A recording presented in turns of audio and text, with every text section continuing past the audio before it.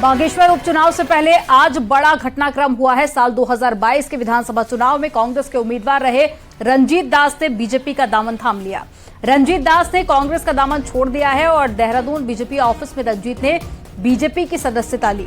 BJP में शामिल होते ही रंजीत दास ने कांग्रेस पर हमला बोला और कांग्रेस पर आरोप लगाते हुए कहा कि बागेश्वर उपचुनाव में टिकट के लिए पैसे वाला उम्मीदवार ही कांग्रेस ढूंढ रही है और ना वहां पार्टी के कार्यकर्ता का सम्मान है और ना ही जनता का।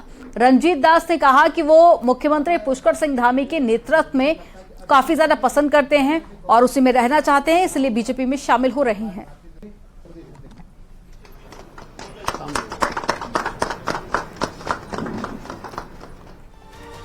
बागेश्वर उपचुनाव से पहले राजनीतिक पार्टियों में तोड़फोड़ शुरू हो गई है। शनिवार को पिछले विधानसभा चुनाव में कांग्रेस के उम्मीदवार रहे रंजीत दास बीजेपी में शामिल हो गए। तो रविवार को पिछले चुनाव में आपके उम्मीदवार बसंत कुमार कांग्रेस में शामिल हो गए थे। इसी से जुड़ी एक रिपोर्ट आपको दिखाते हैं।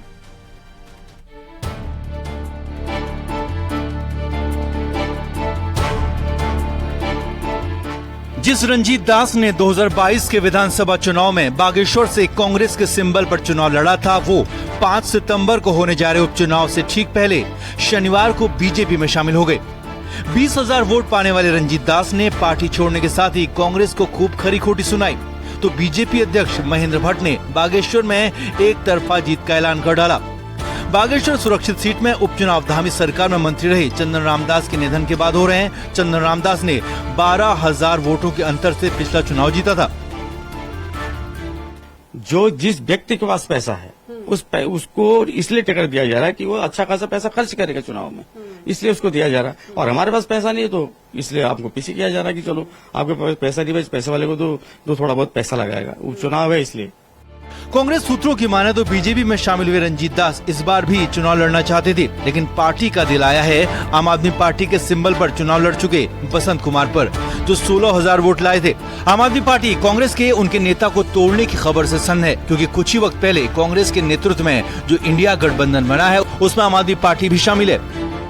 बहुत लोग कल ज्वाइन करेंगे, केवल बसंत कुमार ही नहीं और लोग भी हैं जो ज्वाइनिंग करने वाले हैं कांग्रेस में, और ठीक ठाक लोग हैं जो ज्वाइन कर रहे हैं। और सबका लक्ष्य एक ही है कि हम कॉमन एजेंडे के तहत भारतीय जनता पार्टी को चुनाव कराना चाहते हैं। कि कोई किसी भी पार्टी को ज्वाइन करने के लिए स्वतंत्र है, लेकिन कांग्रेस अपनी कमी को छुपाने के लिए कहीं ना कहीं आम आदमी पार्टी के प्रत्याशी को तोड़ने की बात कर रही है। बागेश्वर उपचुनाव के भी साथ बीजेपी अपने पक्ष में मानकर चल रही है, वहीं कांग्रेस के लिए उपचुनाव दूरगामी राजनीति तय करेगा। साथ ही क्या अरविंद केजरीवाल इंडिया गठबंधन का हिस्सा बनने के बाद अपनी पार्टी को कांग्रेस के पाले में यूं ही खिसकता देख पाएंगे, ये सवाल लाख टके का है। सुष्मिता और भारती के साथ दीपांकर भट्ट, न्यूज़ 18 देहरादून। खबर देहरादून से है। अब प्रदेश में हर महीने बिजली का बिल बढ़ सकता है। हर महीने 36 से 180 रुपए तक बिल बढ़ सकता है। इसके लिए यूपीसीएल ने आयोग से बिजली बढ़ोतरी का प्रस्ताव मांगा है और हर महीने फ्यूल चार्ज एडजस्टमेंट के नाम पर बढ़ोतरी हो सकती है। तो शुक्रवार को हुई जनसुनवाई पर जल्द आयोग अपना फैसला सुनाएगा।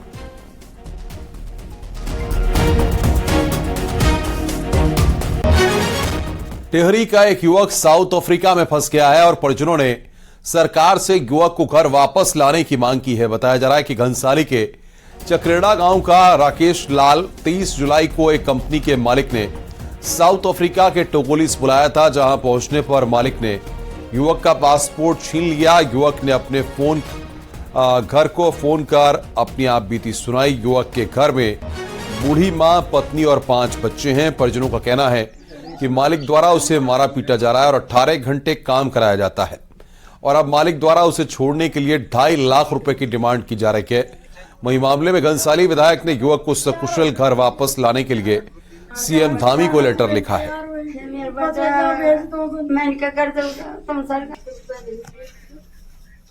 आज बेटा मीठी मीठी बात करें ते ना, मेरे छुआरे बुलाया बुरी तरह से मानो थे, मदद कर भाई साहब, तीन मदद करे, मेरे बच्चे मदद करा, 5 नाते नातन मेरे की। गौरीकुंड भूस्खलन हादसे में लापता 18 लोगों में से 2 शव और बरामद हुए हैं। आपको बता दें कि 3 अगस्त की रात को गौरीकुंड डाटपुल के पास में भारी भूस्खलन हुआ था। हाईवे किनारे बनी 3 दुकानें भी ढह गई थी, जिसमें 23 लोग बह गए थे, जिसमें से अब तक 7 शव बरामद कर लिए गए हैं और 16 की तलाश में गौरीकुंड में अभी भी रेस्क्यू अभियान जारी है।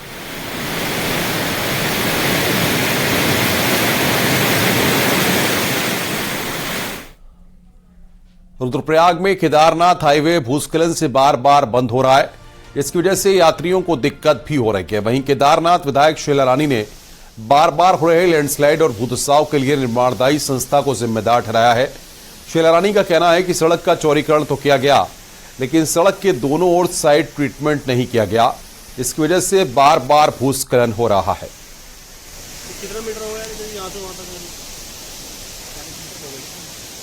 ने कटिंग तो करी, लेकिन उसके बाद दीवार लगाने में अभी बहुत देर हो रही है। तो इस पर भी हम चाहते हैं कि जो है, अब होता ही है जब सड़क कटती है तो उसमें पिछली बार तो नहीं हुआ इतना जितना इस बार हो रहा है। छोटी पहाड़ियाँ दरक रही हैं। कोटद्वार से दुगड्डा के बीच में भारी भूस्खलन हुआ है, जिसकी वजह से एक बार फिर से पौड़ी कोटद्वार हाईवे बंद हो गया है। दुर्गा देवी के पास में भूस्खलन होने से सड़क बंद हो गई है और 4 दिन पहले बादल फटने से नेशनल हाईवे 3 दिनों तक बंद था, जिसे कल ही दिन खोल दिया गया था, लेकिन अब फिर से बारिश के चलते सड़क बंद हो गई है और ऐसे में यात्री जान जोखिम में डालकर आवाजाही करने को मजबूर हैं।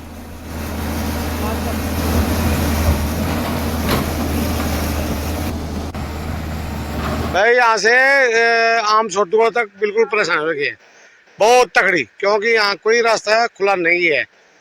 बीच में कई जगह में रपटा आ गए या पत्थर आ गए, या मतलब जगह जगह रोड है, कीचड़ हो रखा है। ऊपर एक जगह में तो बहुत ही खतरनाक हो रखा है, पत्थर आ रहे हैं ऊपर से, इतना खतरनाक हो रखा है कि 7-7 पत्थर में मौत के मुंह पे निकलने वाली बात हो रखी है। बहुत स्थिति खराब है।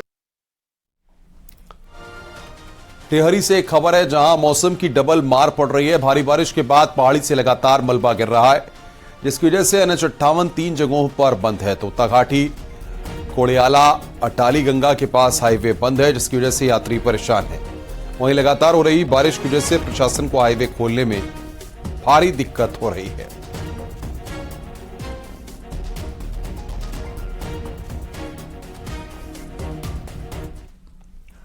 चमोली में जगह जगह पहाड़ टूटकर सड़क पर आ रहे हैं, जिससे कि गाड़ियों में आवाजाही की दिक्कत हो रही है। रुद्रप्रयाग जिले में हो रही बारिश का असर चमोली जिले में भी दिखने लगा है। गोचर से लेकर बद्रीनाथ धाम तक सड़क पर जगह जगह मलबे का ढेर लगा हुआ है, जिसके चलते लोग खासा परेशान हैं।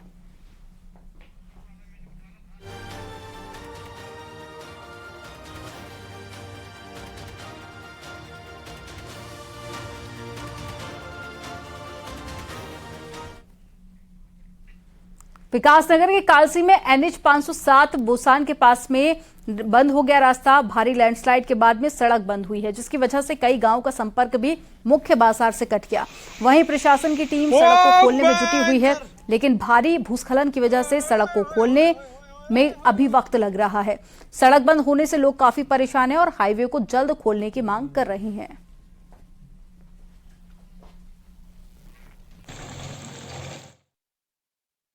क्योंकि पिछले 1-1.5 साल से वहाँ एक दीवार टूटी हुई थी। अगर उस दीवार के नीचे एक प्रोटेक्शन वर्क हो जाता तो ये जो पूरा का पूरा पहाड़ नीचे आ गया, रिजर्व फॉरेस्ट की पूरी ज़मीन बह गई, नीचे चली गई। ये भी जो है बिल्कुल नहीं होता। कारण जो उसका समझ में आ रहा है वो तो अत्यधिक जो वर्षा हो रही है इस समय पूरे क्षेत्र में, जगह जगह भूधसाव हो रहे हैं, वो है। और दूसरा उसमें तो डायरेक्ट ही दिख रहा है कि बारिश के मौसम के बीच सरकार लगातार एडवाइजरी जारी कर रही है। सरकार की अपील है कि लोग नदियों से दूर रहें, लेकिन इसके बावजूद लोग नदियों के किनारे जाने से बाज नहीं आ रही है। तस्वीर आप देखिए, नैनीताल जिले में शनिवार, रविवार और सोमवार के लिए रेड अलर्ट है, लेकिन इसको नजरअंदाज करते हुए कुछ लोग हल्द्वानी की गौरा नदी किनारे पहुंच गए, जो न्यूज 18 के कैमरे में कैद हो गए हैं। साफ है कि इन लोगों को किसी अलर्ट से मतलब नहीं है। गया, इसमें बार बार अनाउंस कराया गया और इवन हम लोगों ने कुछ लोगों की चालानी कार्रवाई भी की है जो अनावश्यक सेल्फी के लिए ऐसे नालों के पास या नदी के पास जा रहे हैं। उसके बाद भी कुछ युवक ऐसी जगह पर जहां पुलिस की प्रेजेंस नहीं रहती है अनावश्यक रूप से जा करके अपनी जान जोखिम में डाल रहे हैं। हम लोग उनसे अनुरोध करते हैं कि उनके परिवार और आपका सामाजिक संगठनों से भी उम्मीद करते हैं कि इस बारे में लोगों को जागरूक करें। ऋषिकेश में राम झूला के पास में नाव घाट पे एक युवक गंगा में डूब गया और सूचना पर एसडीआरएफ ने मौके पर पहुंचकर सर्चिंग अभियान चलाया। प्राथमिक जानकारी के अनुसार में बताया जा रहा है कि अरविंद शर्मा अपने 5 दोस्तों के साथ में ऋषिकेश घूमने के लिए गया था। नाव घाट पर नहाते वक्त अचानक हादसा हो गया और गंगा नदी में डूब गया। एसडीआरएफ गंगा के तेज बहाव को देखते हुए बैराज समेत आसपास के क्षेत्र में सर्चिंग अभियान चला रही है।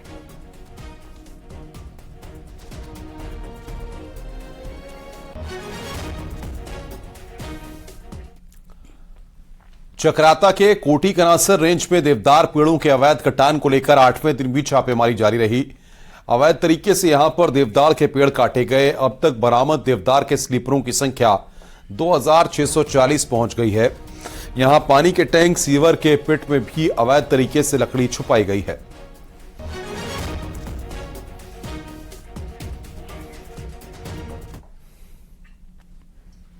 उत्तराखंड सचिवालय और विधानसभा में नौकरी लगाने के नाम पर समय समय पर ठगी के मामले सामने आते रहे हैं, लेकिन इस बार तो मामला सामने आया है वो अलग है। सीएम ऑफिस से जुड़े प्रकाश चंद्र उपाध्याय पर आरोप लगा है। उन्होंने एक कारोबारी से टेंडर दिलाने के नाम पर करोड़ों ठग लिए हैं। एक रिपोर्ट आपको दिखाते हैं।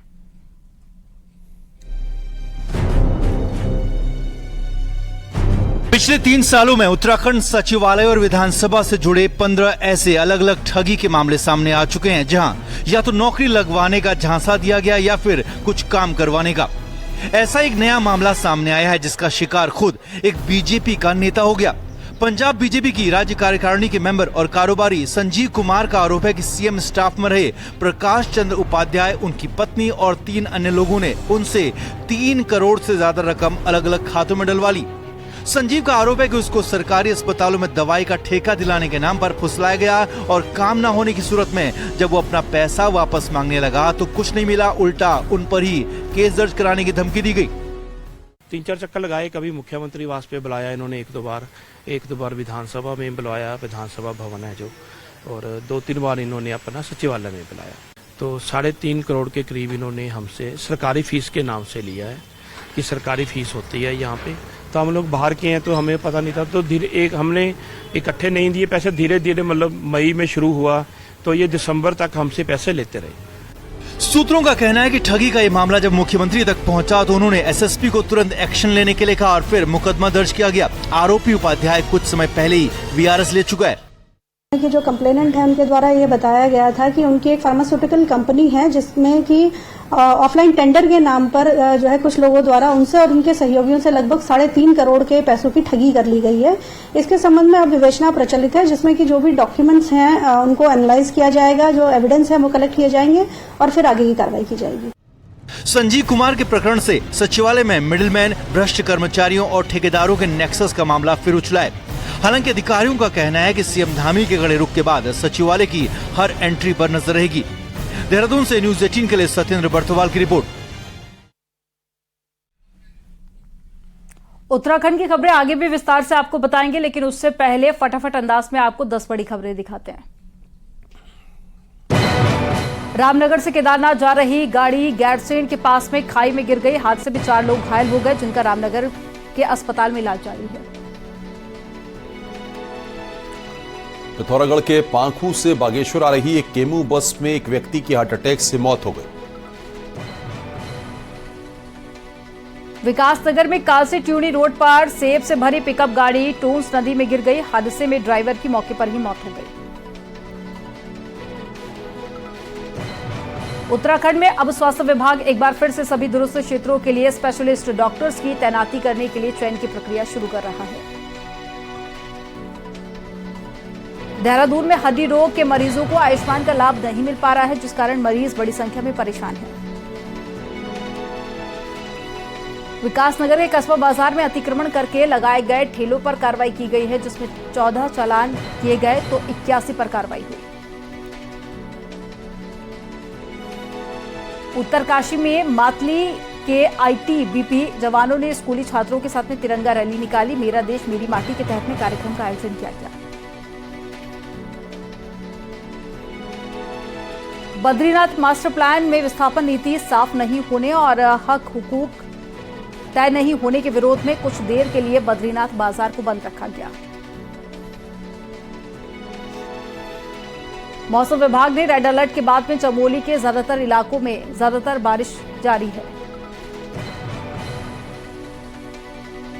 नैनीताल के भवाली में स्वतंत्रता सेनानी चौक और भारत माता मूर्ति को बने 1 महीना हो चुका है, लेकिन अभी भी लोकार्पण का इंतजार है।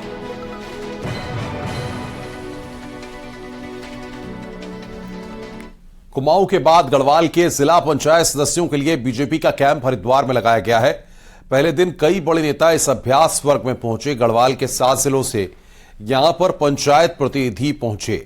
प्रदेश अध्यक्ष महेंद्र भट्ट का कहना है कि पंचायत के जनप्रतिनिधि लोगों से सीधे जुड़े होते हैं। ऐसे में जिला पंचायत प्रतिनिधि ही लोगों से सार्थक संवाद कर सकते हैं।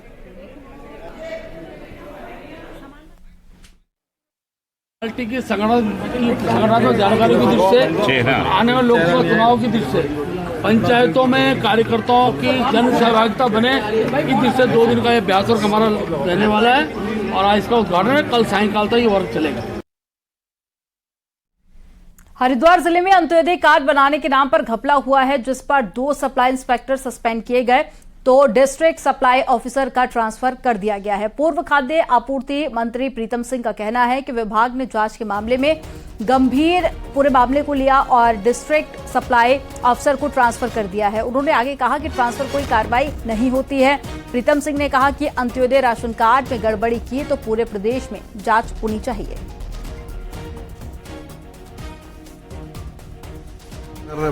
पूरी तरीके से जांच होगी तो हो सकता है कि ये बड़े व्यापक स्तर पर ये अनियमितता पूरे प्रदेश अनियमितता पाई जाती है। कोई ऐसी चीज जो है सरकार देखती है कि ये गंभीर है तो उसमें मेरे ख्याल से मैं समझता हूँ कि स्थानांतरण नहीं होता है, बल्कि जिसको दोषी पाया जाता है उसके खिलाफ कार्रवाई होती है। नैनीताल के नौकुचिया ताल इलाके में लगातार टाइगर दिख रहा है, जिससे ग्रामीणों में दहशत है। गांव के आसपास टाइगर दिखने से लोग खौफ में हैं तो आवाजाही करने से भी डरे हैं। सोलौटी गांव के आसपास दिख रहे बाघ से लोगों को खतरा भी बन गया है। बाघ सुबह ही गांव और आबादी के पास दिख रहा है। हालांकि गांव में गौशाला और खेतों में काम कर रहे लोगों ने भागकर जान बचाई है। बाघ दिखने से स्कूली बच्चों का भी स्कूल जाने का खतरा बना हुआ है। वहीं स्थानीय लोगों ने बाघ को पकड़ने की मांग की है। वहीं उन्हें बाघ ने गश्त बढ़ाई है तो कैमरा ट्रैप लगाने की बात कही गई है। अभी आज सुबह सलोटी पंत में फिर से बाघ की मूवमेंट देखी गई, जिसके बाद प्रभागीय वनाधिकारी महोदय द्वारा प्रभागीय वनाधिकारी महोदय वंचित अधिकारी मनोहरा भवाली द्वारा स्वयं और स्टाफ द्वारा क्षेत्र की गश्ती की गई। डिजिटल क्रांति के दौर में भी संचार सेवा से महरूम सैकड़ों गांवों में जल्द ही मोबाइल की घंटी बजेगी। पिथौरागढ़ में चीन और साथ ही नेपाल बॉर्डर पर 74 मोबाइल टावर लगाने को हरी झंडी मिल गई। एक रिपोर्ट आपको दिखाते हैं।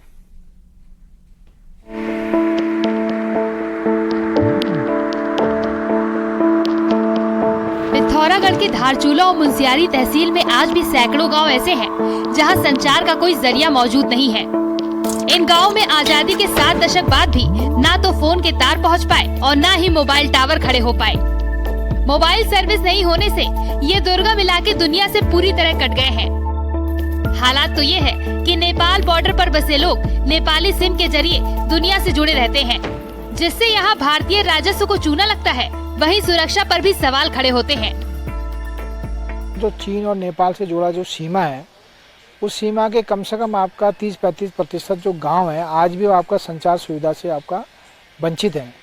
और इन गांवों में जो माइग्रेशन के जो गांव जो चीन के बहुत नज़दीक के गांव हैं, उन गांवों में सरकार ने सैटेलाइट फ़ोन भी दिया था। पहले उन फ़ोनों का रेट ज़्यादा था बात करने के लिए। दशकों के इंतजार के बाद बॉर्डर इलाकों को मोबाइल से जोड़ने का प्लान अब धरातल पर उतर रहा है। बीएसएनएल इन इलाकों में 74 मोबाइल टावर लगाने जा रहा है। टावर लगाने के लिए लैंड ट्रांसफर कर दी गई है। यही नहीं, कई जगहों पर टावर लगाने का काम भी शुरू हो गया है। दुर्गम गाँव में मोबाइल कनेक्टिविटी होने पर हजारों की आबादी को सीधा फायदा होगा।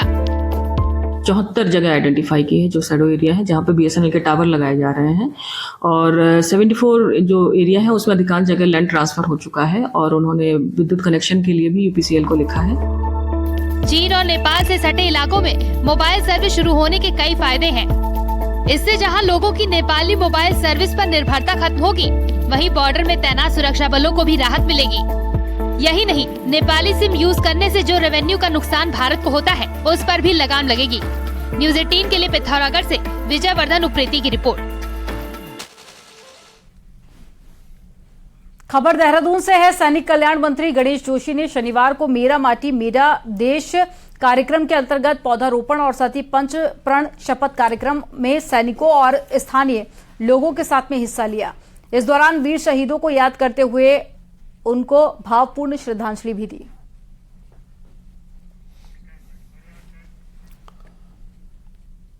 मेरी माटी मेरा देश कार्यक्रम के तहत दिल्ली में बनाए जाने वाली अमृत वाटिका में देश के पहले CDS जनरल विपिन रावत के गांव की मिट्टी भी शामिल होगी। इसी सिलसिले में जनरल रावत के सेण गांव पहुंचकर मंत्री धन सिंह रावत, विधायक दिलीप रावत और ब्लॉक प्रमुख महेंद्र राणा ने जनरल रावत के परिजनों से मुलाकात की। इस दौरान जनरल रावत के चाचा ने घर के आंगन की मिट्टी के कलश को सौंपा। हम CDS स्वर्गीय विपिन रावत जी के गांव में आए हैं और मैं पूरे गांव वासियों का अपनी ओर से धन्यवाद देना चाहता हूं कि सारे गांव के लोग यहां पे पहुंचे हैं। इनके गांव में जो उनके आंगन की मिट्टी जो है देश के कर्तव्य मार्ग पर जाएगी। और जो CDS विपिन रावत जी की गांव की जो मिट्टी हमने माननीय मंत्री धन सिंह रावत जी को दी है, और मेरा माटी मेरा देश जो कार्यक्रम था आज वो सैना गांव में। अल्मोड़ा में विकास कार्यों को लेकर नगरपालिका और जल संस्थान आमने सामने आ गए हैं। पालिका ने जल संस्थान और साथ ही जल निगम पर बिना अनुमति के कई रास्ते और साथ ही नाली तोड़ने का आरोप लगाया और नगरपालिका अध्यक्ष ने जल संस्थान के खिलाफ EO को मुकदमा दर्ज करने के लिए आदेश दिए हैं। वहीं जल संस्थान के अधिकारियों का कहना है कि बिना रास्ता तोड़े पाइपलाइन डालना संभव नहीं है, जबकि पालिका को पत्र लिखा गया था तो उन्होंने अनुमति नहीं दी। जनता की परेशानी को देखते हुए पाइप डाला जा रहा है और रास्तों को ठीक किया जा रहा है। रुक रहे हैं यहां पर एक ब्रेक के लिए और आगे देखिए महाबहस।